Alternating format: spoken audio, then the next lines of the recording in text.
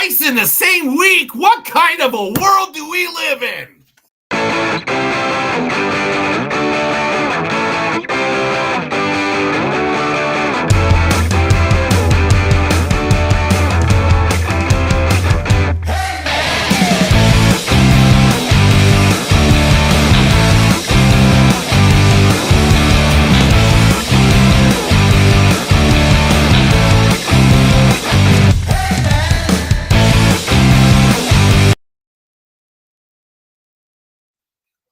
Of course, I have to sneeze right when the freaking music stops. So Neil, I kind of want to do Paddington, Peru. Paddington in Peru, but you know what? Do it. I mean, I'm not gonna dish you. I think that's the perfect thing. Okay. I think a great family movie with a great R-rated last, Well, it's just that you want movies that makes you feel good. And I don't see Paddington Peru is definitely making. I don't see Last Showgirl. I think is going to be the emotional one, and then Paddington, in Peru. I mean, Paddington 1 and 2 are freaking great. I watched them both like in a row. And I did watch them back to back. I was like, these movies are amazing. Because he's just, after Unbearable Weight of Massive Talent, like told us that this is the movies we need to see. Yeah. I mean, I'm never gonna Pedro Pascal, man. He's the best. I mean, who else in this world can tell me? There's nothing anybody but Pedro Pascal. Pedro Pascal is the kind of guy that if he comes up to you and he says this, you just got to take his word as 100% as that's the word. That's the thing to do. Gospel. Yeah, it's gospel. It's gospel. That's it. I don't know why I couldn't think of the word gospel. That is really, I blame. Well, I mean, you last night you worked something that had a lot to do with the gospel, so. I know, and that's weird. So why wouldn't I be able? I got to say to that, Chris. I got to say to that. There's only one thing I got to say to that, Chris, and that is don't do it. Yeet. Okay. I thought you were gonna say. I thought you were Joe Hendry. Yeah. Yeet. Yeet. Yeet. Yeet. Yeet. No, I'm just kidding. Everybody knows what I really want to say. Say his name and he appears. I believe in Joe Hendry.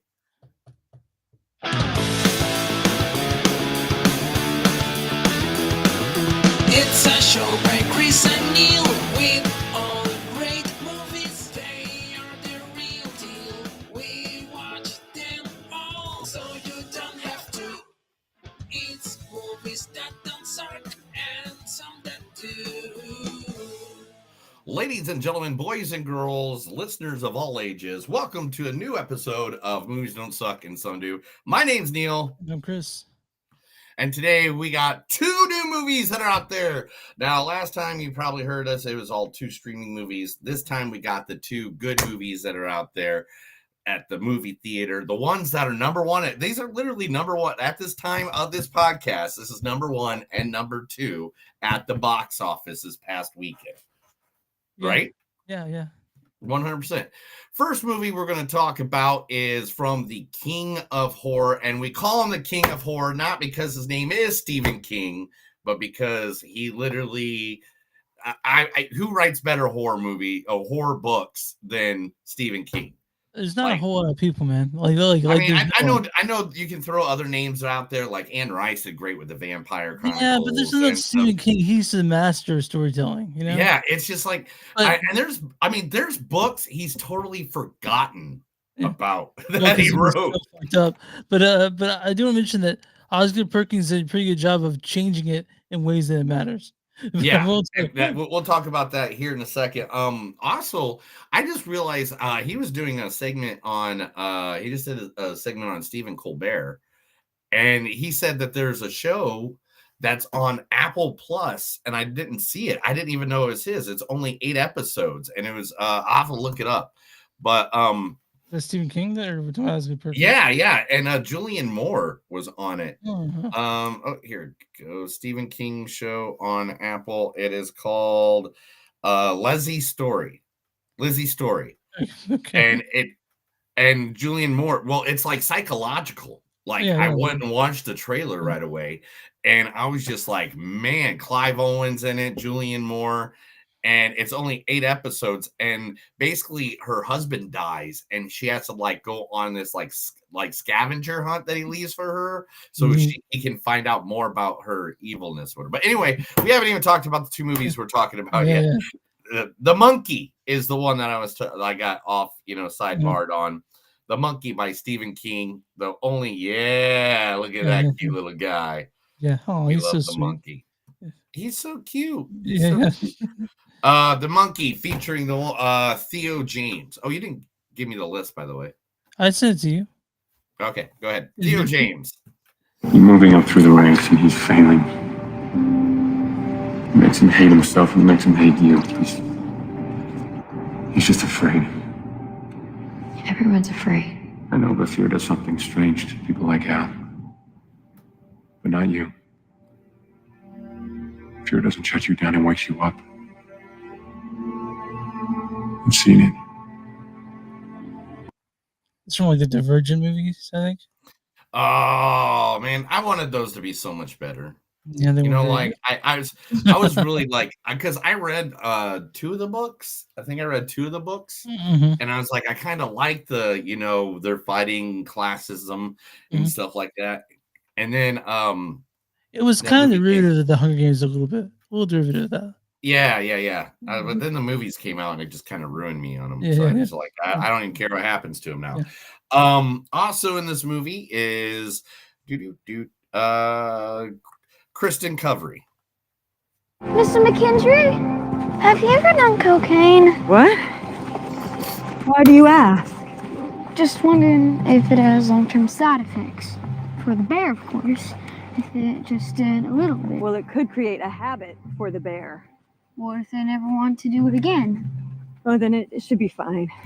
So from Cocaine Bear, the kid played. I know exactly what it was from as soon as you played it. Because Cocaine Bear is like we loved that movie. That was a fun movie. It was just a fun, dumb movie. That's what that was. The name of it, you're like, I have to see Cocaine Bear. I have to see. Who doesn't want to see Cocaine Bear? Yeah. Then Tatiana Mazzolina. Am I saying that? Mazzolini? Tatiana Mazzolini. Tatiana Mazzolini. The point was to prevent me from turning into a Hulk. These transformations are triggered by distressed emotional states, so we need to know the exact threshold that causes it for you. The triggers are anger and fear. Those are like the baseline of any woman just existing. All right, then, let's try this. Bruce!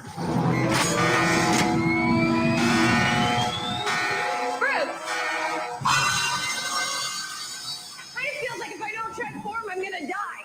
You have a plan B for that? Nope. No? Bruce, what, you're just gonna kill me? Come on! Data! You normally use this chamber for, you psychopath! Yeah, that's now from, She-Hulk. Yeah, that's from She-Hulk, and the reason I also want to do that too is because I have a great fact about She-Hulk really quick. She-Hulk was one of the first comic in the Marvel universe to break the fourth wall. Her character was the fourth wall breaker before Deadpool ever came around. Interesting. So she would talk to the audience like, "Can you believe this guy's doing this to me?" And they did it in that show, which I loved, and everybody's kind of like, "Oh yeah, we get it. She's trying to be like Deadpool." No, Deadpool stole it from her. But also in this movie is Colin O'Brien. What on earth possessed you to do He told that? you a killer. Jeff said all cops are killers, and that since you're SWAT, you're the worst kind of killer. I asked him to stop. I told him to shut up, but he wouldn't. He just kept saying that you were a killer and that we deserved to have our house shot up. Next thing I knew, I was on top of him throwing punches. From SWAT. I remember SWAT. That movie was, man, I forgot about that one. All right, and then it was television show. SWAT the movie wasn't very good. No, I thought it, yeah, good, because like I had it on DVD. I remember I bought it like it was like one of those like late nights at Walmart. Yeah. And it was like one of the only movies that came out that week. It's like, all right, I guess I'm watching SWAT It was like tonight. $4. Yeah. No, it was the full $12.99. Okay. All right. Then the second movie this week. So The Monkey is number 2 at the box office. Number 1 this past week, of course, was Captain America: Brave New World, featuring Papa Doc himself, Anthony Mackie. Well, I don't trust Red Wing. Hold on a minute. You don't have to trust Red Wing. But I'm gonna go see if he's right. 'Cause I have a feeling they might be a part of the big 3. What big 3? The big 3. What big 3? Androids, aliens, and wizards. That's not a thing. That's definitely a thing. No, it's not. Every time we fight one of the 3. So who are you fighting now, Gandalf? How do you know about Gandalf? I read The Hobbit in 1937 when it first came out. So you see my point? No, I don't. There are no wizards. Doctor Strange Is a sorcerer. A sorcerer is a wizard without a hat. Think about it, right? I'm right. I just came up with that. It's crazy. Yeah, from the I guess Falcon. That's from Falcon And, and the Winter Soldier, the TV show. That you didn't have to. That's what the thing I did like about this movie that we'll talk about later is the fact that you didn't have to watch that show. They made it very, if you wanted to watch the backstory, you could, but you didn't need it to watch this movie, which is cool because a lot of people are like overbeared by that right now with the Marvel and superhero stuff. The other persons in this movie, one is Sierra Haas. I think it's a sheer Haas. Is it? Man, I thought I listened to it earlier, but Yeah. I'll go with you, and then I'll pronounce it correctly after you play the clip. You make it sound like I was in prison. Weren't you? No, but I left without telling anyone. Why did you leave? God expected too much of me. That's all I could find. By the way, stuff on the Orthodox, but so all that stuff was like in German. Oh yeah. She Yiddish, is and a foreign actress that came to Hollywood. So then a guy who got thrown in at the end, we'll talk about that later too. The man that it plays one of the best bad guys all the time, every time, everywhere. Giancarlo Esposito.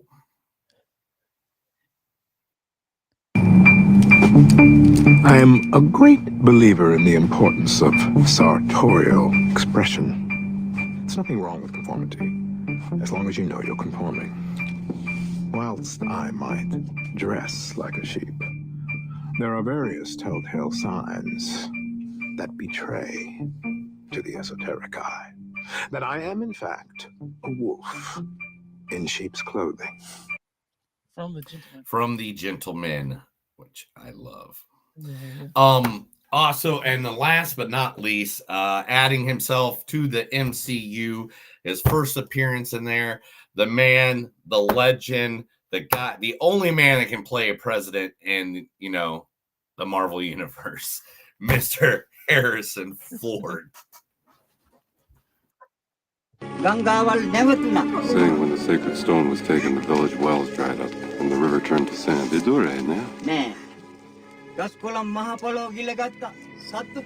crops were swallowed by the earth, the animals lay down and turned to dust. Then one night there was a fire in the fields. Men went out to fight the fire. When they came back, the women were crying in the darkness.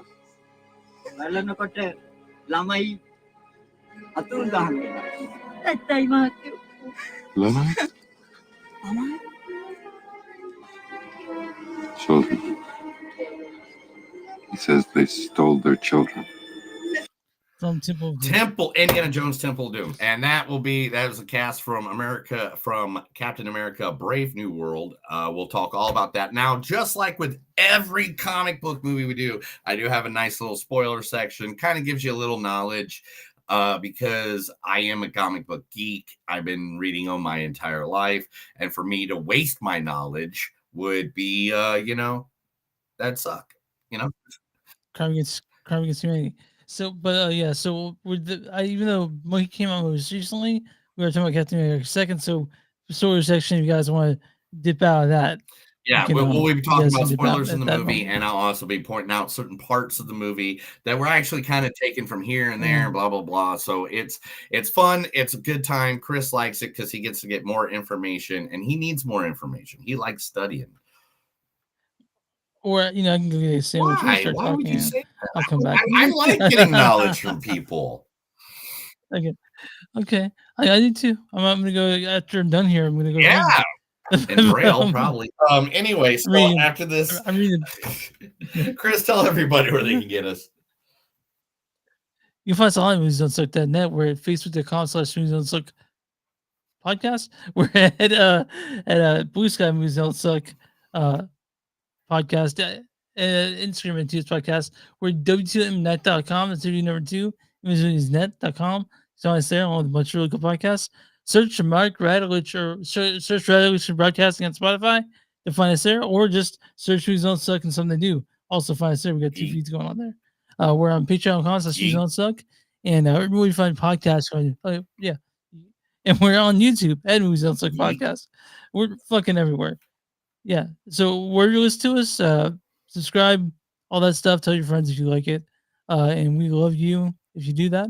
Neil, who we Today, talk I to? figured since we are talking, movie is about books, and I mean, Monkey has also been a comic book, and talking about comic books, that I'd give some love to a comic book. So I'm going to give a love to Impulse Creations. Impulse Creations is a great comics collectibles here in Tulsa, Oklahoma. They're located at 8228 East 61st Street, Suite 121, Tulsa, Oklahoma. You can go there and they just have comics galore. You can even go to their website, order comics, and you would get like 20% off on most of the comics. Like if you order the Red Hulk, if you do a pre-order, you get 20% off on that. If you order the Godzilla Incredible Hulk comic pre-order now, that's a 25% discount. You get a 25% discount on Batman Hush 2 if you go pre-order it right now. And even coming up in March 8th is Jason Aaron, who is an artist of Absolute Superman and the Teenage Mutant Ninja Turtles and the Bug Wars, Thors, and the Avengers. Go anywhere you go, guys, make sure to support local comic book stores. Those places are what keep nerds alive, kept me alive when I was a kid. So you can either go to impulsecreations.com and order comics directly from them, or go to the location. It doesn't matter, but support your local comic book store. That's right. Do that because it's good for the people and good for the community, and community needs those stores to keep around. Dude. But I think are you ready to talk about a monkey? Are you ready to talk about a monkey? Let's talk about the monkey directed by Osgood Perkins. He directed one of their movies last year with Long Legs. He did that. He directed that. Me and Neil are big fans of that Long Legs.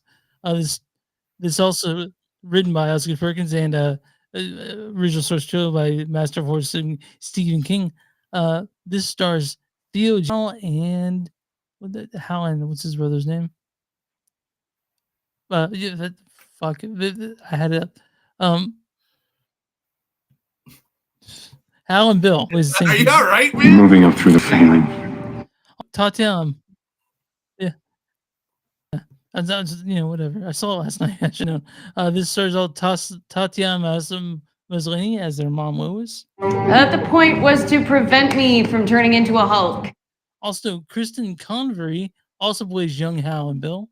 Mr. McKendry? Colin O'Brien plays Petey. What on earth possessed you to do told this? you, a killer. This also stars Elijah Wood is for like a very short moment as Ted. Rohan Campbell is Thrasher. Sarah Levy's Oneida. Osgood Perkins shows up as Uncle Chip, and a bunch of other little names you'll see here and there. Neil, what's the storyline for the monkey? When twin brothers Bill and Hal find their father's old monkey toy in the attic, a series of gruesome deaths start.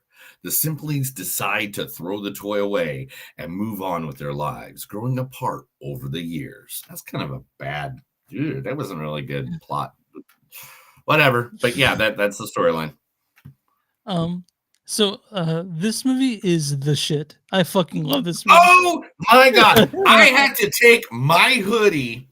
I had to take it. My wife went with me to this movie. I was like, it's an hour and a half movie about a murder monkey toy. And she's like, and I go, it's Stephen King. And my wife was like, sold. I am there. I don't have to sit in the theater for 3 hours. And, and it's about and it's Stephen King. I'm done. I'm there. There's parts in this movie that things that happen and people, if you don't know this, I know this is a sick and twisted thing about your one of your hosts here, Neil. I laugh at gore. No, dude, this movie is a comedy. 100%. It is this is like Cocaine Bear, but with a monkey toy. All right.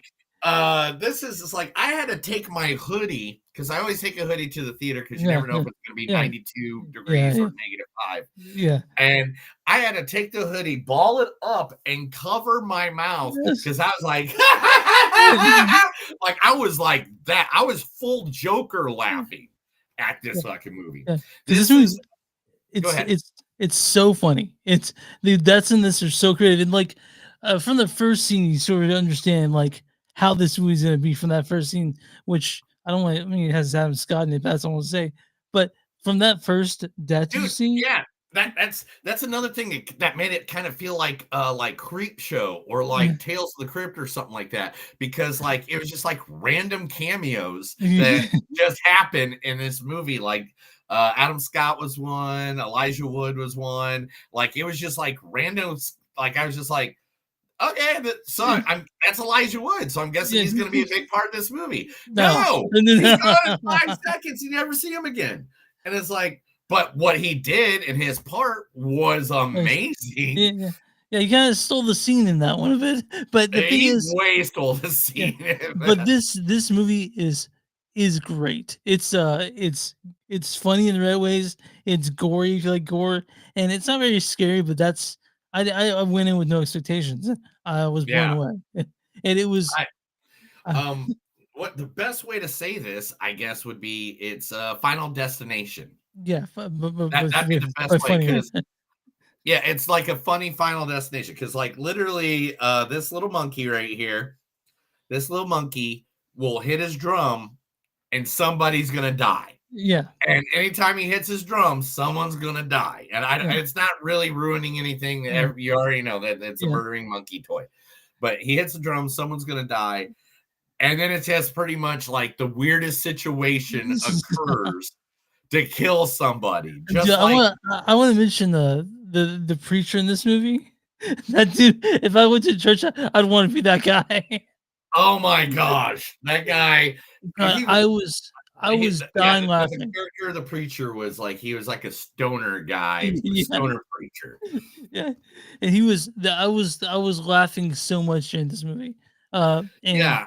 Osgood Perkins can do horror like Long Legs and can do comedy like this. And after this, I'm going to see everything he does. 100%. It was great. Like it was just like the characters all got along. Some of the only problem I really had, but the thing is, after I realized what they're going for, I was like, okay, that doesn't really bother me that much anymore about this. But it was like some of the dialogue was really kind of like me and my wife kind of look at each other and she's like, I could have written that line better. I I was looking at B movie type quality of this movie because that's what I was looking at, but I was already in. This is a funny, gory monkey killing machine. I don't see a world where this is maybe not my top 10 / honorable mentions at the end of the year. Yeah, I just might, dude. As much as this made me laugh, I have no idea what this. It's just because it was a surprise laughter. Yeah. And it just seems like this is one of those movies I'm going to make a lot of people watch as soon as it comes out. On so this is one thing. Did you see the monkey popcorn boxes? Yeah, I did actually see that coming in, but I was like, I almost got it, but I was like, man, that's what it looked like. Yeah. No.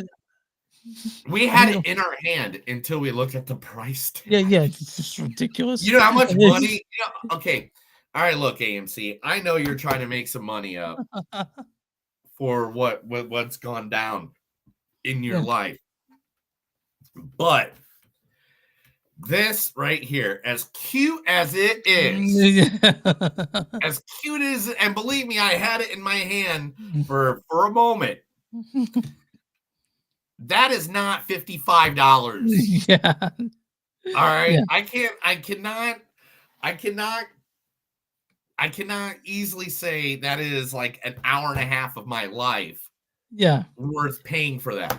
Yeah, and I was like, even if I knew how much I'd like this movie, I was like, what am I gonna do with this? And Oh so I no, was- both. Like we're gonna make it our cookie jar because Danny's been getting it. My wife has been getting into making cookies Yeah. lately, so we're gonna use it as our cookie jar. And it's like because we already got all the cursed items in my Yeah, house. yeah. You know how my Yeah, house. yeah. If you don't know, That's- people, my house has a lot of things in it that look like they're cursed items straight from like Yeah. The Conjuring. Yeah, Hellraiser, she's at the Hellraiser box and all that. So Yeah, I have everything through here.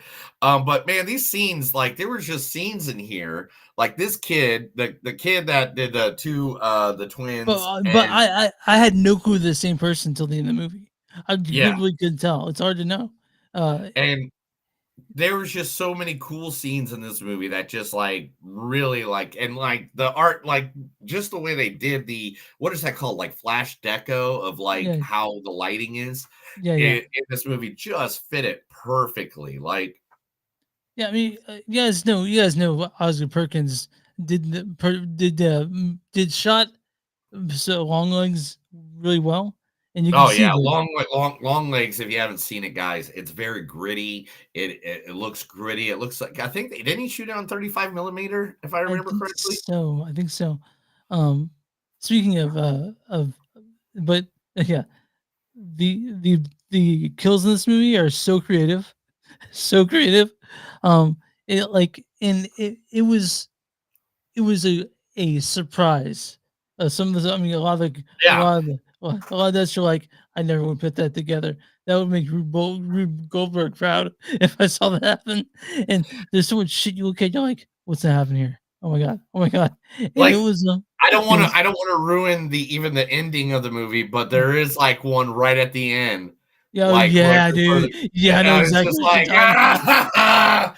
So to give you an idea, like literally the movie fact I have up right now on the screen is that the body count in this film is 22 of the ones that you can directly see. Yeah, and then there's a whole different aspect to it. Yeah. I don't give anything away too much, but I don't want I mean, it's literally that's what we what would you think? I mean, you can't really talk about a specific murder. So what I'm trying to say is that this is like the best of the movies you'd see at Bankfest. Like when you see Bankfest, and you expect a movie like this, and this is the best of them. This is a fantastic movie. Not for everyone. Not for everyone. No, by any means. Grandma's probably not gonna like this unless grandma's, a weirdo like us. But for people like me and Neil, this is what we go to the theaters for. This is stuff like this just makes me so happy, and I know that may be wrong in some parts of the world. It's twisted. It's great though. I fucking love the monkey. I love the monkey. Like literally, as soon as I got done, I went back to the monkey popcorn box, picked it up again. I go, all right, $50 doesn't seem too bad now. and then on the way home, I was even joking with my wife, and I was like, "Oh, I'm gonna get a back tattoo, and it's gonna be of the monkey. I want the monkey tattooed on me now." I walked out of this, and I walked out of this, and I looked to my wife, and I said, "Neil's gonna love this movie." That's why. I loved it. The thing is that one of the funny things, me and Chris really haven't talked about this. So the monkey originally in the Stephen King book is actually it's chimes. And the chimes fit. And everybody hears the chimes. Well, because a director from Disney that did Toy Story 3 loves Stephen King, he put the chiming monkey in the Walt Disney movie. And you know how Walt Disney was like not like to share anything ever with anybody. They would not allow them to use the cymbal monkey. So that they had to make it with the drum. And the thing is, though, I It works think the better. drum worked better Oh yeah, because even though that chime, I'm sure they would have made it some annoying chime, but yeah, that yeah, you know that yeah. that was just like This was oh this was so good, and it's so different from the story, from the actual story of it, and that's fine because we got this out of it. dude, if you can take and that's why Stephen King is selling some of it, most of his stories only for $1. That's true. That's 100% stuff. That's a true statement. If you want to do a Stephen King, you just have a Stephen King movie. He has plenty of stories out there that literally all you got to do is pay $1 for the rights, Yeah. and you can go make your script about that Stephen King movie. Why someone hasn't grabbed them and like just done, I don't know why I haven't seen 104 different, independent films of remakes of everything Stephen King. So when Osgood Perkins got the script, it was like way straight, and he's like, I need to fuck with this some. So he completely real thing, and then Stephen King saw the movie and he used the term "it's bad shit." Crazy. Dude, that's. I mean, when the guy who wrote the story is like, "All right, man, you did that well. You did that well."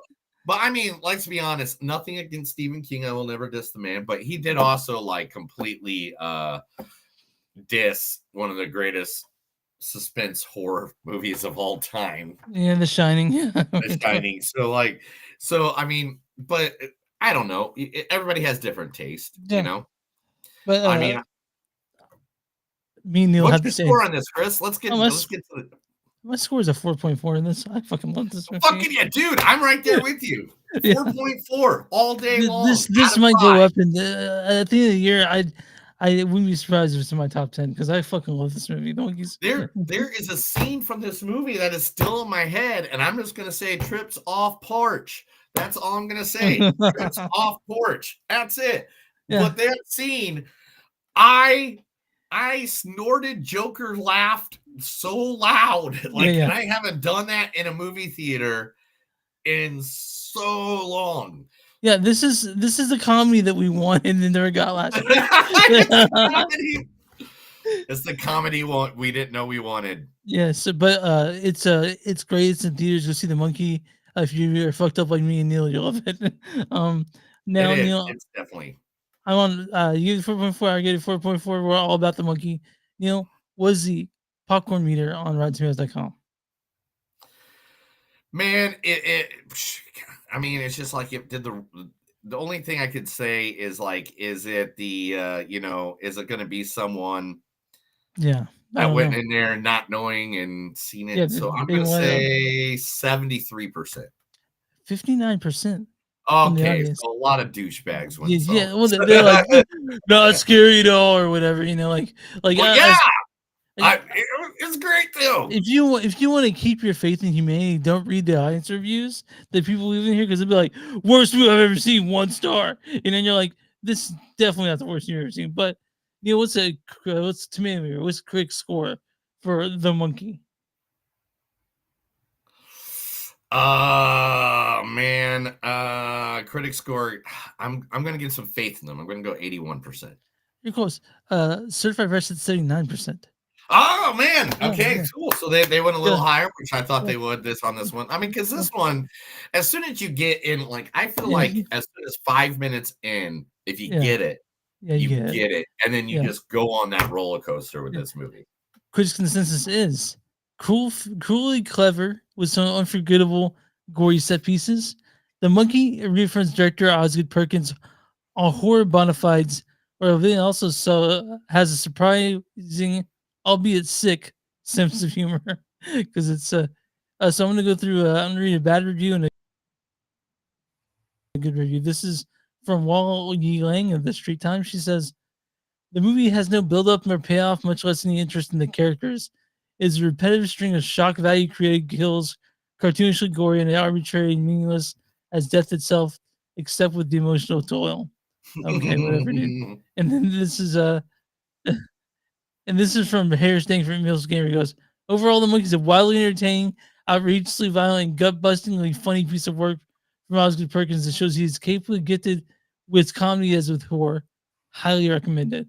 Me and Neil love this movie. We think you should go see it in theaters if you can.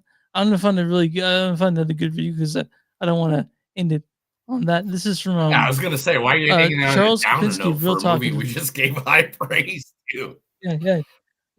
Charles Kopinski, Real Talk with Chuck and Pam. When Perkins concentrates on reminding us of the inexplicable and sometimes ironic nature of death, Monkey is trying all cylinders, delivering a convincing argument that it's better to laugh in the face of fate rather than employment's mysteries. Monkey, fucking go see this movie. Neil, you ready for? I'm news? always ready for Ready for news. news? This is Movies That Suck and Some in the News. I'm going to read stuff to Chris because he got blinded in the eye because he got a gang fight with ninjas this week. Or he probably went flying, spanking the monkey. Because we just did monkey. Yeah, okay. All right. Yeah. Let's get these done and over with right away because it's all sad and I don't even know what to say to half this stuff that I'm just reading here. First, Michelle was known for Harriet the Spy, Gossip Girl, Buffy the Vampire Slayer. The Adventures of Pete and Pete, you know? Adventures of Pete and Pete. Oh man. She passed away after trying to get a liver transplant. Didn't take. So our thoughts and out to her family and her family that. her family declined an autopsy, so it's sad. Rest in peace, Michelle Trachtenberg. It's sad. It's just, man, a lot of this is gonna be I hate when it's because she's 39. Yeah, that's I mean, young. gosh. Yeah, she's still a lot of years ahead of her to do some good acting, and it's definitely a loss. So yeah. Also this week, Roberto Orco, if you don't know, he was a writer and producer on Star Trek, Transformer movies. At the age of 51, he passed away following having a kidney disease at home in Los Angeles. He literally helped with some. I mean, he did Hercules. I mean, he's a nerd guy here. I mean, he did an Alias, Hercules: The Legendary Journey, and Mission Impossible movie, Star Trek Into the Darkness, The Legend of Zorro. So Michael Bay Transformer movies. Revenge of the Fallen, which and stuff like that. So that is a big loss too. Again, words for everybody for his family. Now here's the weird one. Yeah, the weird one. Gene Hackman and his wife and his dog were all found dead in their house. Yeah, there was 2 dogs that were loose that were okay, but they were all found dead, and they found that as this is still developing, but they found no sign of a gas leak, which everyone thought, or carbon monoxide or anything like that. Yeah, it's very suspicious. So this one, it's literally they marked it suspicious in nature, the shocking, and they're now investigating it like it's a murder. Yeah, but I guess who murders Gene Hackman? He's 95 years. He was like, how old he's 95. He was old. I don't. Yeah. I mean, why would you need to kill Gene Hackman at 95? I mean, he was already. Yeah, I mean, nothing about I'm not speaking ill or anything of that, but if you're 95, I'm guessing you got less than 10 years. Yeah. I mean, any day, you could just everybody's I'm done. But Gene Hackman, great actor, fantastic. The Conversation, the French Connection, all that stuff. But yeah, I mean, he was Lex Luthor in the first Superman. I mean, he was so far. Michael Rosenbaum. I really like Michael Rosenbaum. But speaking of Gene Hackman, I think Michael Rosenbaum's Lex Luthor is the best Lex Luthor that we've gotten so far. Besides, I used to get Gene Hackman and Robert Duvall mixed up. By the way, I thought they're the same person for a minute. Yeah. Oh, really? I think he also did. Didn't he do Fatal Attraction or Indecent Proposal? Indecent Proposal. Indecent Proposal. He was the one that offered the millions of dollars to sleep with. I got them mixed up because they're practically the same age. By the way, Robert Duvall's still alive at 94. Yeah. Wow. And last but not least, in the funeral area, a major actor passed away. Dwayne the Rock Johnson gave him respect. Hobbs the dog from Hobbs and Shaw passed away and said, "R.I.P. Hobbs." I'm very numb over the loss, but we're so grateful for every ounce of pure love you gave to our entire family, and so grateful that you didn't suffer long and quietly, bravely left in the night. Oh, Hobbs. Oh, Makes me want to go hug my dog. so that's I mean, like I wish we had funeral music at this point, because that's what all this was. This happened in the 4 days. All this happened. Like since I talked. All this happened like we talked on Monday. This is Thursday. All right, let's get some happy news. All right. Jason Stepman, yes, the 2024 action movie that we liked, The Beekeeper, is getting, that we thought was kind of like his John Wick, is now on the fast track to being made, Beekeeper 2.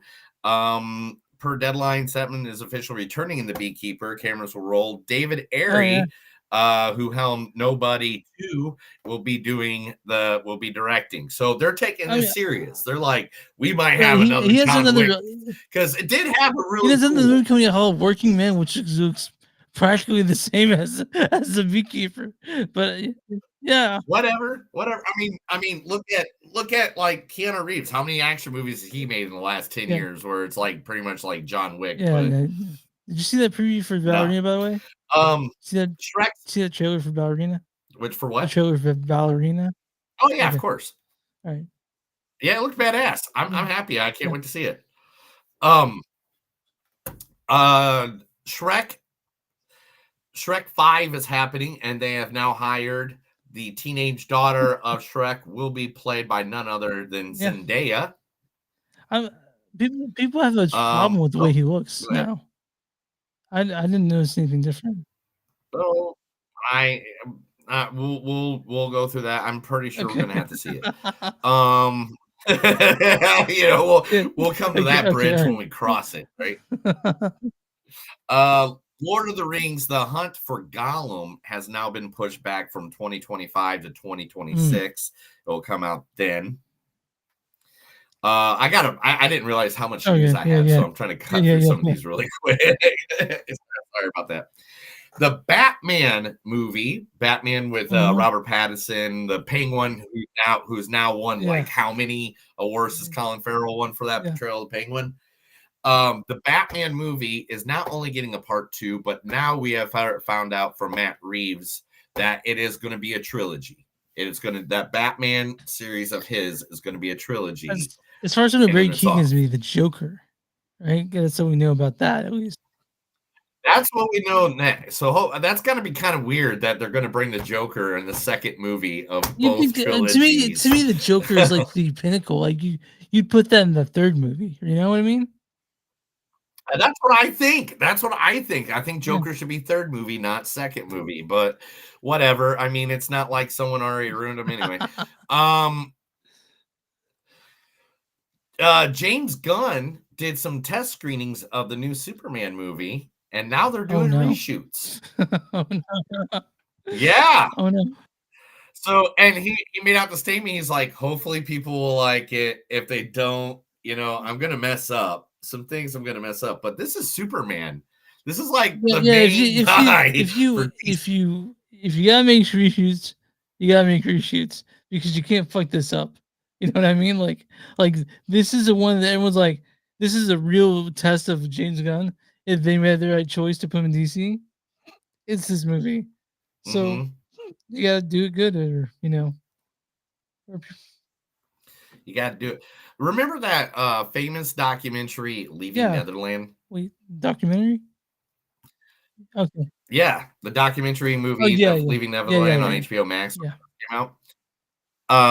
Now they're doing a sequel. It's going to go directly to YouTube, and the sequel is how those people's lives are now after the documentary came out, and like everything they've gone through, and some retelling of their stories. Oh, I mean, we're talking about Neverland Ranch, right? Is that what we're talking about? Yeah. Michael Jackson. Rest in peace, that guy. Maybe we'll see what happens. It was a bit of a weird thing that his last 20 years were kind of crazy. So Yeah, I mean it's yeah. whatever. Anyway, let's 007 it Mhm, up let's do right it. now. Here's some news about good old 007. It looks like the person in the main running for playing the role of James Bond is none other than the Scottish actor Jack Lowden, who played in Slow Horses, which he's gotten Yeah, a that's lot on of, Apple there's TV, right? Yeah. yep. And so he's got a lot of buzz in there. I mean, he's also known for 71, Fighting Oh, with My Family, that's you saw which the he movie. played by Christopher Nolan's Dunkirk. He was in like a bunch of different movies. So right now, alongside him, this is the 4 names they're throwing out for 007. It's him, Aaron Oh wow. Tyler Johnson, Henry Cavill, or Theo James. Wow. Okay, so do you put Henry Cavill like because right now he's defined as Superman. Like everyone still knows him as Superman, right? And then we have Aaron Right. Taylor. And The Witcher. And The Witcher. Yeah. And the nerds know Aaron him Taylor as The Johnson's Witcher. great. I would 100% support that too. And Theo James, we just saw him, the monkey. I mean, they're all really good people. I mean, those are all really good. And I mean, I'm not. And also, the CEO of Amazon Films has said that they will not be using any AI into that Yeah, movie. that's what it is. So We don't that's want a that. cool thing. No. Remember You're Next? Yeah. I remember You're Next. Were you a big fan of it? I liked it less than a lot of people did, but I thought it was okay. So originally there was going to be a sequel. We're going to do was the Lamb Mask Killer was going to survive, and now because of the stab that went to his forehead in the movie, that was going to make it so he didn't feel no pain anymore. And then so he was going to just be like a killer, so basically he was going to be like Jason, but with a lamb mask. Like Novocaine. Okay, gotcha. Yep. Last week I told you about the new Clayface horror movie that they are already working on with who is the wasn't Flanagan? Yeah, Mike Flanagan. Mike Flanagan is really he did Speaks No Evil, if you don't know. He thinks he found his Clayface. Who's Clayface? None other than Daniel Radcliffe. He can do whatever he wants now. Like he's in that area where, he's a good actor. Like say what you feel about him. He's a pretty good actor, that Daniel Radcliffe. So I mean, I really think that's good, man. I mean, I'll watch anything Daniel Radcliffe's in. I'm not I know you won't. So Stranger Things has been, the cast of Stranger Things has been talking to a lot of people and stuff because they're trying to get people, ready for the final season of Stranger Things. Which, if you realize, they're all in their mid-20s still playing 14-year-olds. Yeah, it's weird. It's a bit weird. But Millie Bobby Brown has been dropping clues that her next project is going to be her playing Britney Spears in a biopic movie. I don't know, man. I don't know. I think that would be a perfect biopic. I mean, what musician? Britney's like what, 45 maybe? She's still around. But that time of Britney Spears' life were when she became popular until like the meltdown and everything and everything that happened with her. Dude, there is no way that would be a great movie. I mean, even the Leave Britney Alone and the you got to have someone play the Leave Britney Alone guy. It's Britney, bitch. Yeah. All right, so we got a release date for our new Fear Street. Let's see. It will be May 23rd. The new Fear Street movie will come out May 23rd. It's called Fear Street Prom Queen. Is on Netflix again? Yeah, because Netflix Okay. is the Yeah. one that runs it. Bitch. A24 is making a movie about Barney. Yeah, I heard about this. I did hear about this one actually. Wow. The writer and the star and the writer is oh man, I'm gonna Ayo Edbury. Ayo Edbury. Ayo Edbury, yes. From The Bear. She's gonna Yeah. be the one that's gonna be writing and directing the movie. Oh, writing and starring. I'm sorry, not directing. Well, I'm pretty. I mean, I'm kind of very intrigued if A24 is gonna do a Barney movie. I mean, You know it's gonna be effed up, bro. There's no way. by the it's way, not. Neil, have you seen the preview for Death of a Unicorn? The trailer. Oh for yeah, that? yeah. I watched it Dude, today. I while I was cannot watching wait. the news. I cannot wait. I'm so excited for that. Okay, so the movie that we've all been wanting is going to be happening soon. That's right. Ocean's 14 Yeah. is in the works. And so basically they're saying the storyline is going to be like Brad Pitt and George Clooney are now like Murdoch from freaking or is it Murdoch from Lethal Weapon? Where they're Yeah. like, we're too old for this shit. Yeah, I got you. And so they're gonna like be helping get new guys to go be the Yeah. con artists and stuff like that. And I'm like, that sounds great. Yeah. They Did you know the first we saw Ocean's 11 for the first time on the plane. Oh wow, really? Yeah. See, like, I hope the only problem with those two is the fact that we saw them in Wolves. Yeah, they were and great. the problem, it was a decent movie, but Yeah. their banter back and forth needs to be better written, or they Okay. need to have some fun with it. I thought they Okay. needed just like a little more work on that. Okay. And so hopefully it's better than that. Being John Malkovich writer is John looking for Malkovich. and the writer of Eternal Sunshine in the Spotless Yeah. Mind is casting Eddie Redmayne and Tessa Thompson to star in his first movie in 5 years. Is called The Day of the Jackal. Oh, Day of the Jackal's the show he's from. I'm sorry, I read that wrong. Boom. Let's just rewind. Later, The War. That's what it's called. It's based on a short story by Debbie's Dreamhouse, which was written by Ido Giffen and can be found in the Jerusalem Beach collection. The story is about a man who can create dreams for others, but they have nightmares instead. So the version about Charlie Kaufman, he wrote that and an adaptation as well as Eternal Sunshine of the Spotless Mind. The last one we saw was that puppet movie. I forgot what was that movie called? Whatever it was. Yeah, I'm looking forward to it. What movie? The puppet movie? Yeah, the he did The Murder Time Murders or the Happy Time Murders?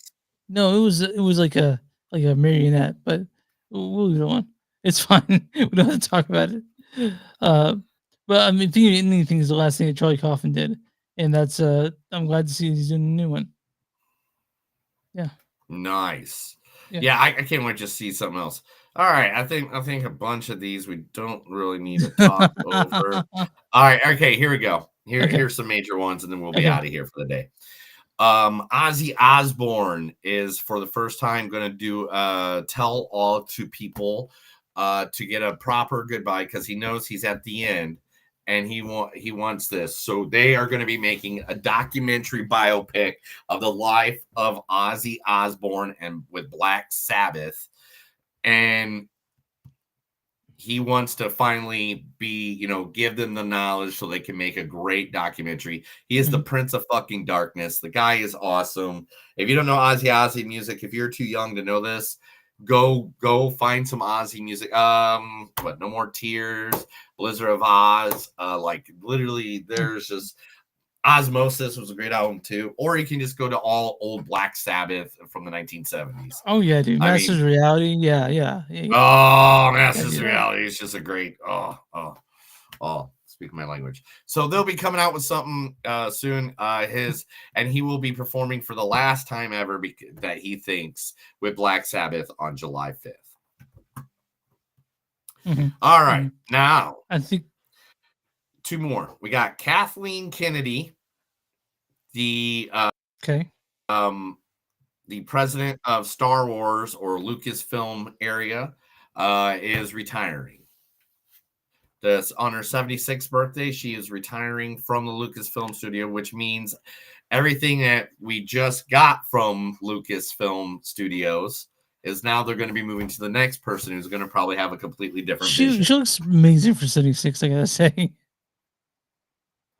Mm-hmm. Yeah. Right? And all right, last but not least, remember the Chronicles of Narnia we just talked about with Gerwig? Uh-huh.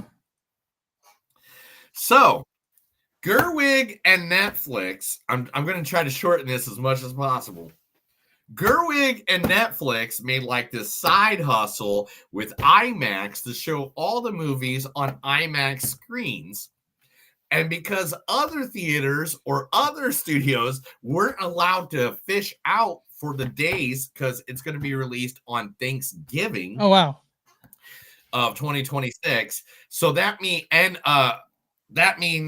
they will be taking up the IMAX screens on one of the most busiest days at the movie theater. Yeah, sure.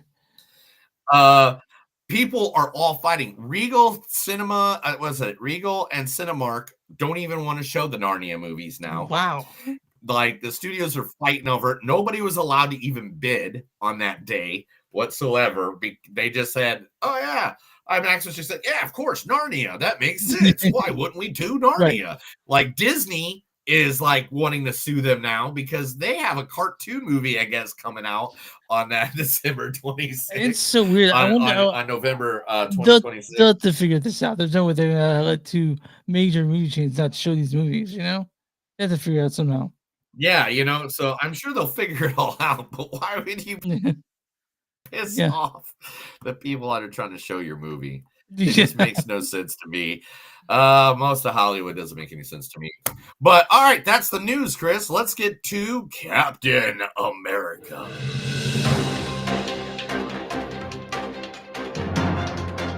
That was the Movies Don't Suck and Some of the News. Me and Chris just went over all the main topics of this world just to let you know, hey, there's stuff out there. All right, let's talk. Oh, that one didn't come out right. Let's talk Captain America Brave New World, directed by Julius Ona. Don't really know what he did. Set the Cloverfield Paradox, which wasn't great. But this is written by lots of people, lots of rewrites in this one. But we talk about Jack Kirby and Joe Simon, who created Captain America, right? This stars Anthony Mackie as Sam Wilson himself. Well, I don't trust Red Wing. Hold on a minute. You don't have to trust Red Wing. Harrison Ford plays President Thaddeus Ross, or Thunderbolt Ross, right? That's what he goes by? Thunderbolt? Whatever. It's Thunderbolt Ross in the comics, yes. Saying when the sacred stone was taken, the village wells dried up. This also stars Danny Ramirez as Joaquin Torres. He plays, I guess, Falcon now, right? Shira Haas is Ruth Bat Seraph.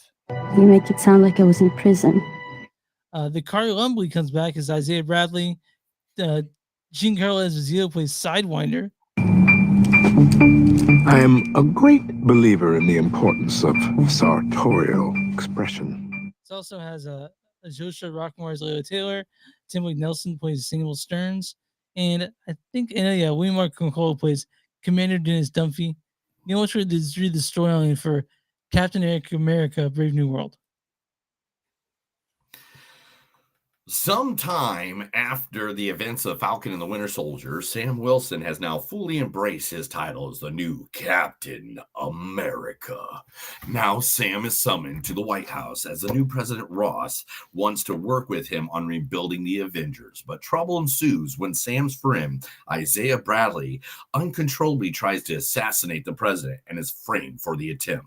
Now Sam and his partner, Joaquin Torres, must race against time to uncover the truth true culprit and foil an evil plot that unwittingly involves President Ross. So there's two things that work about this movie. Number one, Anthony Mackie, and two, Harrison Ford, right? Yes. The other thing I loved about this movie is it is the MCU's version of the Manchurian Candidate. But so was the Winter Soldier, and that's the problem with this movie is it borrows from so many other of the previous movies that I like. It's called Brave New World, but I didn't know anything was. It doesn't seem very new. It doesn't seem very brave.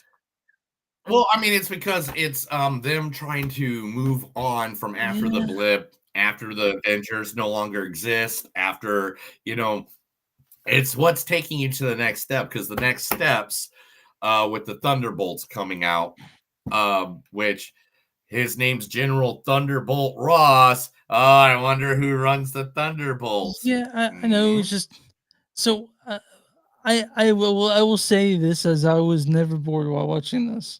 Right, I will definitely say that. Right. But I didn't really care. I was like, I came out. Wow, bro. Hey guys, Chris just fucking pissed on all the comic book people. Hey, I just didn't care about your comic book guys. I was like, it's there, and it Captain America will return, all that shit, and I'm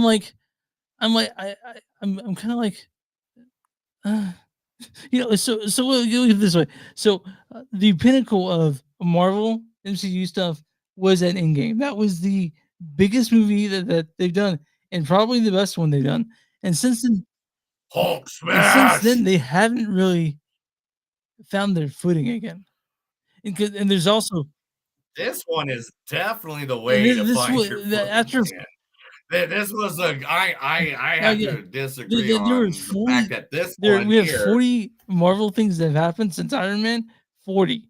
That's a lot. And like you said, you don't need to know all that stuff to enjoy Captain America. You're right. Yeah, that's what I like about this one. Is like you really don't need to know any of that. They explain everything loosey goosey as possible in this movie. I will also say that it's under 2 hours, which is something that people complain about, having to clear their schedule to see Captain America Brave New World after work.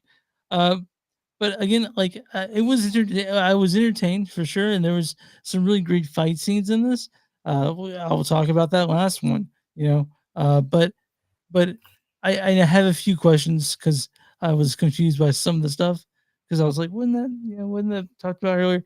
But like I said, I was not bored, and I like Anthony Mackie and Harrison Ford this quite a bit. It's nice to see. I like seeing Harrison Ford playing the evil, what's the way I know he's trying to be better or whatever is what he says over and over again, but he's cynical and evil, and he has like some plan that that he's trying to. He's playing Grump the everything. whole time, which is what you expect Harrison Ford to do now. So I liked Anthony Mackie. I liked Harrison Ford. And but again, the story itself to me, it just seemed cobbled together from previous movies. So I didn't see it. It wasn't very new to me. It wasn't very brave to me. But I will say the fight scenes were pretty dope. I will tell you that. Yeah. I feel like this was like the movie that they needed to try to, show, hey, that we're trying to rebuild the Avengers. We're trying to do this. We're trying to do that. And I feel like this movie, it's a fun movie, but it's not like if you don't see this, the end of the world's going to happen movie. So do you? And I totally want to agree see with that. Thunderbolts looks fun to me. Thunderbolts looks. Oh yeah, I can't wait for the Thunderbolts, Secret Wars, and Doomsday, the Avenger movies after they get. Real quick, can you explain to me the asterisk at the end of Thunderbolts? Like it's Thunderbolts. Okay. Nobody knows. Right. Nobody knows. Okay. Nobody. Everybody. That's like. They've asked Kevin Feige that like 100 times now, and they're like, okay, I don't know. I don't know. Okay, we'll get to it. I guess we'll find out when it comes out what the asterisk means. But Captain America: Brave New World, Neil. Do you want to get the spoilers on this one? I have a few questions. Yeah. 1 second. Let's talk about a few Okay. things I think they did right in this Okay. movie real quick. I mean, let's give Oh, people yeah, that are yeah, actually yeah. listening that don't want Yeah, to yeah. hear the spoilers. So one thing I really liked about this was one, I love how Red Hulk looked with the Harrison Ford character. Now, spoiler alert, I guess, kind of. I don't know. I'm You not going saw to say Red anything Hulk in the specific, trailer. I mean, but like you knew who was that, you know? yeah. But the other thing is, this is another example of Marvel taking characters from the comic books and giving them a completely different origin story than what their origin story actually is. So, Red Hulk did not go the way that this movie showed how okay. Red Hulk went. All right. And I'll explain that more in the spoilers. And to me, I was like, okay, I can understand why they can't tell that story in like a movie format. But me, I was like, okay, this is kind of cool. And I like this, the espionage part of this Yeah, and stuff like that. this is Now, like the an reshoot, action mixed with like a political thriller, I guess. yeah. Yeah. The reshoots all added Mr. Giancarlo Esposito. Yeah, Gus. Gus. Giancarlo. Yeah, that was all reshoots. Everything he was in, anytime you saw him, That's why that he was a in reshoot. like, scenes where just one other person the whole time. Yeah. And he was part of the Serpent Society, which is a society that Captain America originally fought in the 1950s. But the one thing that was really sad about it, and I don't know if I already put that fact up yet. Let's see. But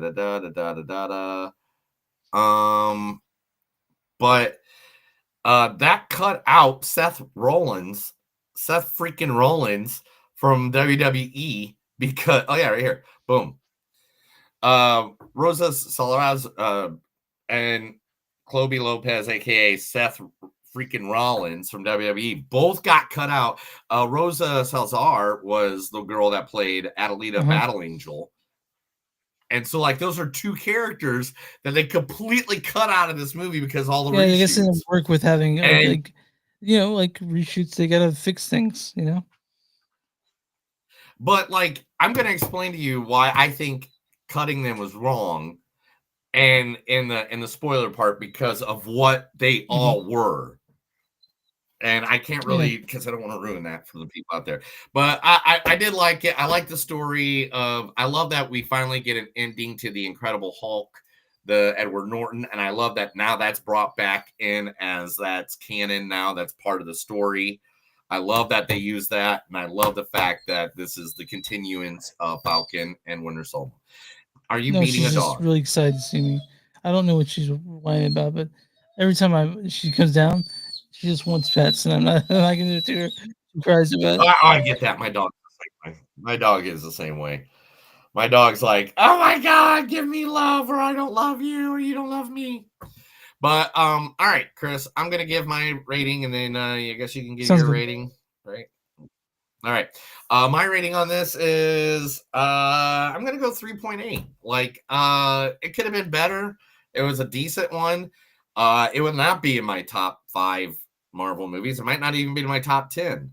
It was there. I loved the whole point. The whole thing of this movie, though, was Anthony Mackie and Harrison Ford. They played so well together. That's what made this movie good. Yeah, you're excited for what this sets up in the future. I think I'm more excited about what the setup is, but like one of my favorite stories in Marvel Comics is the Red Hulk story, and so I was happy to see the Red Hulk, and I was happy, but I didn't like the story they wrote for him.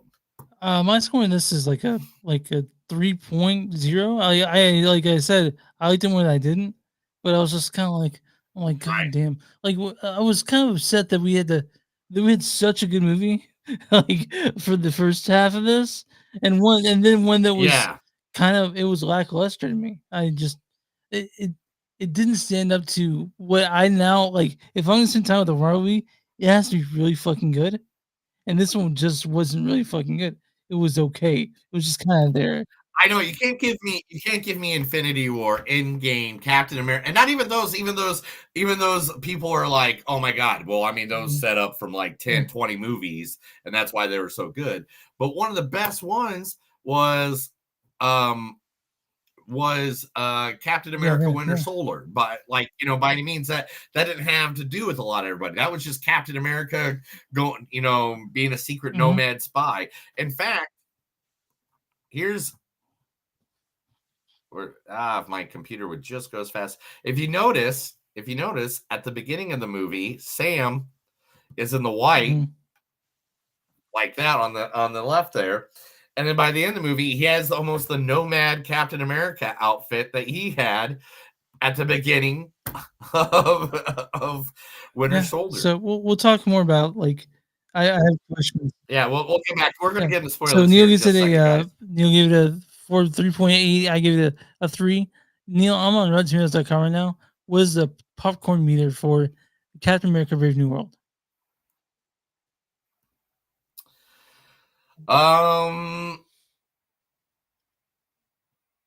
Man, I am going to have to say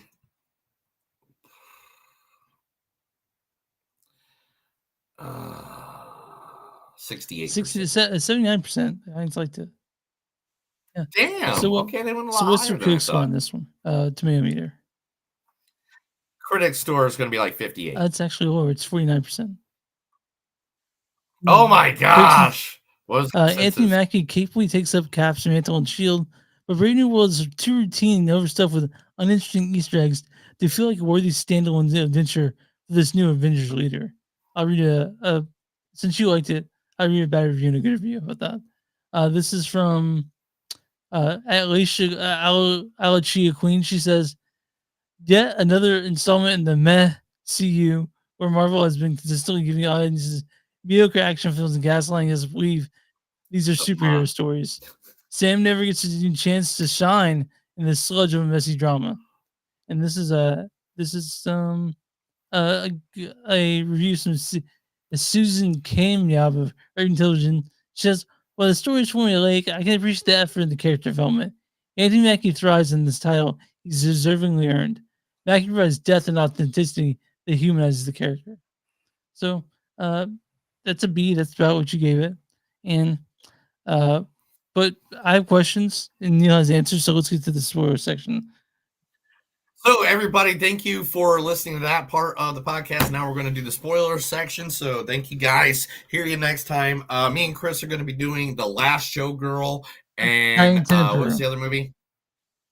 Paddington in Peru. So basically one about a naked girl that dances in Vegas and one about a naked bear that hangs out in Peru. I'm going to play the right. outro and then we'll come back into the spoiler. Sound good? Yeah, let's do it. That's not it.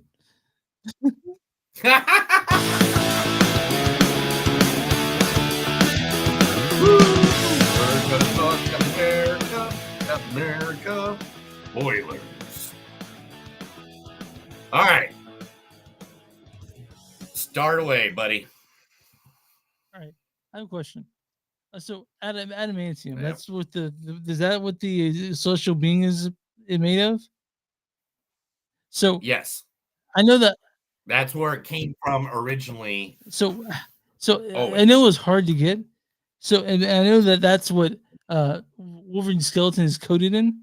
How is that right? How is that jive with the MCU? Adamantium came from the same celestial being, right? That's right. Apparently they didn't know what it was till just now, right? So yes. Because the X-Men, okay, the Wolverine X-Men and all that stuff. If you remember Deadpool, that's all from a different universe. So that Wolverine's completely. So this is now going to open up a bunch. Like they're already like they're poking at different different like mutations and stuff like that. They're kind of hinting in this movie here and there. Originally should have been the Eternals, right? That's where we first saw it coming up. Yeah, because that movie was there. I mean that's still they still gotta tie that back in. We'll probably see them again, the Eternals, at some point. But hopefully, at least we get. Hopefully, we get at least the Black Knight or whatever, because he was. That was played by Jon Snow. What's his name? Kit Harington. I want to come in on. I want to come in on Johnny. Come back personally, but yeah. So adamantium. That's what was my question. It's just that we're in a different multiverse area. Okay. So this is my biggest problem with this movie and stuff like that, is how the Red Hulk. So you think Red Hulk is really cooler the way it was introduced? Okay, let me tell you about the Red Hulk. Look at this guy. One, that's badass. I mean, who ever thought that, there'd be a different Hulk that was just as badass? So Red Hulk started, and he just showed up. He's like, "Hey, I'm the Red Hulk. I'm here. I can kick ass. I want to kick ass with you." Ends up with the Thunderbolts. Ends up with the it was General Ross, made by MODOK and the Leader in the comic books, but nobody knew who he was. In fact, there was comic books, like, who is the Red Hulk? And this went on for like years. Like, nobody knew it was, General Ross. And so, like, he was in the Thunderbolts, then he was on the Avengers. He was just like, and they're like, "Oh yeah, he's smart, intelligent, he's big Hulk like. I mean, yeah, he's awesome. Why don't we want him around?" And then they find out randomly that it is General Ross, and everybody's just like, "Oh." And he's like, "No, I'm trying to make up for all the shit I did. That's why I made Red Hulk and stuff like that." But there's a lot of things this movie did touch on. It did touch on, because Ross did start. General Ross was in the first issue ever of the Hulk. Falcon originally, when Falcon was originally created, it was just because he had a mind link with his bird. He didn't even fly. If you notice, he doesn't even have wings. He just had a mind link with Red Wing. That was another question. What is Captain America now? Captain America, what is his superpower? Does he have one? This Captain America, Sam Wilson, doesn't. He's just a man in a vibranium.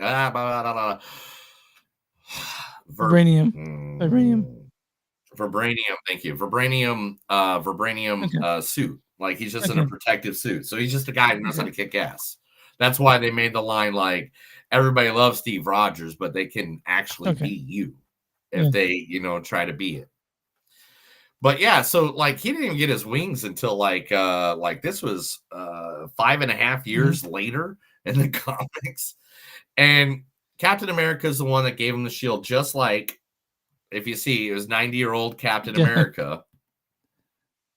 Because in the comics, what happened was, like, a guy sucked out the super serum from Captain America, and he just got old. But, like, in the movies, like, he's 90-year-old Captain America, and that's when we got the good Sam story. Now, the thing I was talking about is, I know they added, good old Gus into the movie and stuff like that, but then took out Rosa Salazar's and Seth freaking Rollins thing out of there. Well, my problem with that was they're supposed to be a part of all, and I thought it would have been better, because then it would have been like, oh, now we got this on the side, and it was the Serpent Society that they're a part of, like Sidewinder. All the way in the top left of the thing that's the one that Gus was playing. And then, like, supposedly Seth Rollins was supposed to be another one of these, and Rosa was supposed to be another one of these. Like, I think she was supposed to be Diamondback, and he was going to be like, I don't know which one. I don't think he was King Cobra. I think he was like Cottonmouth or something like that. And I thought that would have been cool, because then it showed that there's another threat, another society out there besides just Hydra, because they always, like, fall back on Hydra in the movies, it seems like. It's hard to know where to spread yourself, I guess. And let's see. Yeah, and it always said that he was always just trying to create the Yeah. super serum, and that's why he created both the Hulks. So wait, real quick, one did Stearns always create Thaddeus Ross's Red Hulk? Okay. Yes, or Yeah, the okay. leader, yes, or so this guy right here, boom, that's the Now, leader on the comic books. That's did what he looks Thaddeus know he was getting to be the Hulk, or was it as a surprise like it is in the movie? In the comic, he knew he was being created because he's being, again, it was by, oh, wrong one. It was by MODOK. Yeah, MODOK was in Quantumania, right? I remember him in that. Yeah. Right there. Yeah. So it was MODOK. Yeah, it was MODOK and the Okay. leader that made him in the Okay. actual comic books. And then Juan King Torres, that one was good. The New Falcon was from the show that we saw him. You know, this guy. Woo, woo. Torres was an immigrant that was kidnapped by the Serpent Society after graduating high school, the Sons of the Serpents, and are a bunch of racists that wanted global domination. The experiment on the kids, trying to turn them into animals, and Juan King actually was half human. Oh gosh, I didn't download that one. Did I? Boom. Nope, that's not him. Is that him? Nope, that's not him. Anyway, but he has, like, I think you can kind of see that he has wings on his arms there. But like, he had wings on his arm because they literally mutated him, and then he became the Falcon after Sam Wilson became Captain America. So that's a nice little spigot of information. Let's see here. The plot hole, one of the major plot holes in the movie was that they're like, why are they calling him the Celestials? Who told them that they're called the Celestials? Yeah, that's supposed to be a secret, kind of, right? Like, yeah, and they said that in the Asgardians and the Wakandas called them Celestials, and that both of them have been working with the U.S. government because the Asgardians now live on Earth and the Wakandans. So that's where they got that. They fixed that and basically. Now, one of the best comic books, too, of the Captain America legacy is a comic book called Truth, Red, White, and Black, which was the Isaiah Bradley story of what racism that he went through and stuff like that. It is a very good series by Robert Morales and Kyle Baker. Definitely, guys, if you don't know, if you haven't read that one, go pick that up. I think it's just like an 8-episode. It's probably you can probably pick it up like in a paperback, like probably all. Yeah, I'm thinking at this point, but I don't want to say that's a thing, and then they go looking for it. The track Mind Control, that they said was Echo Base 1. That is the Echo Base that Captain America in one of the comics said that was being trained by Hydra, and that's when Captain America was the Hydra agent. And he goes, "Hail Hydra!" I thought that was cool.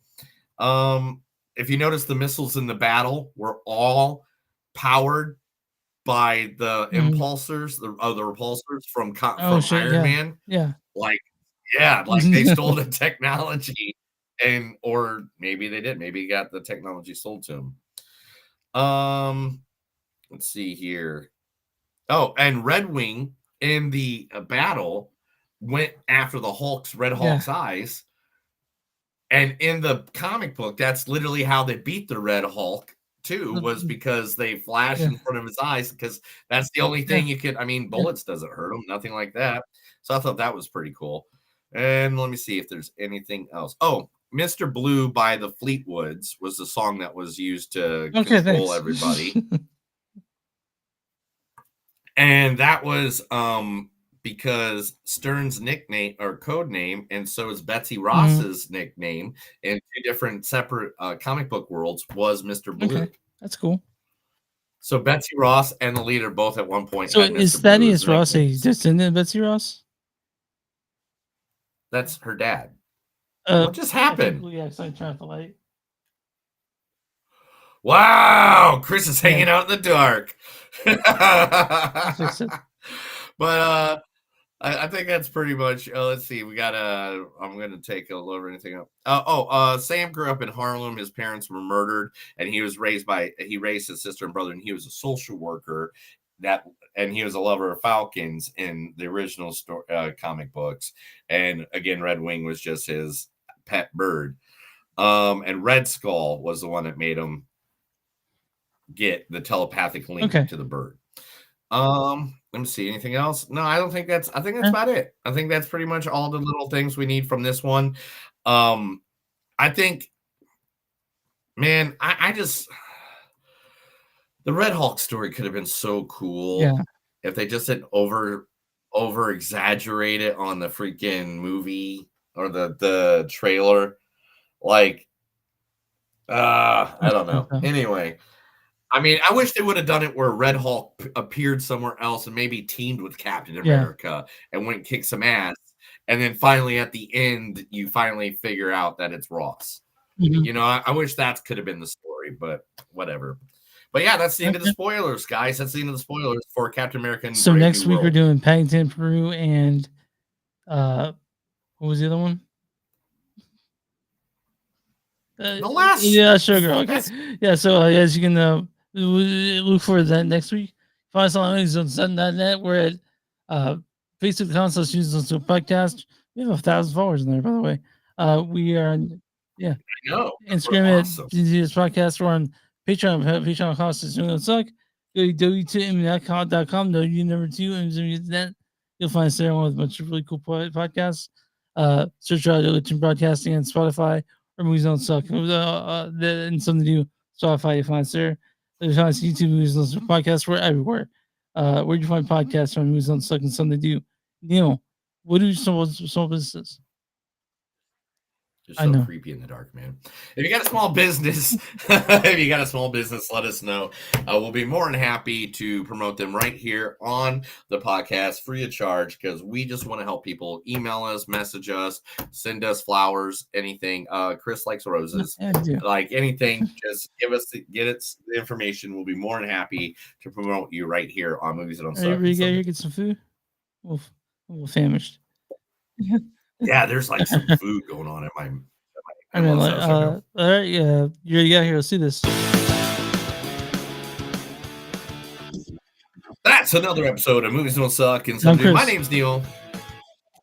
And remember, guys, no matter how hard it is in life, no matter what brave new world you have to go through, remember, if there is a monkey on your back, maybe you need to realize to just step away and don't let it beat its drum. You guys have a good night. Bye, guys. Take care of each other.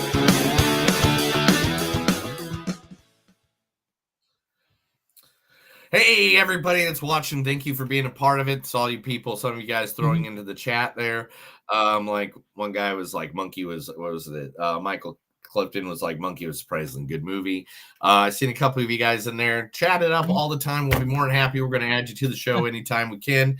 You guys all have a good night. Make sure to go like, subscribe, follow, add, notifications, all the above, all of them on our YouTube, on our Twitch, on our Facebook, on our Instagram, on Chris's personal one, just so you can stalk him in the middle of the night.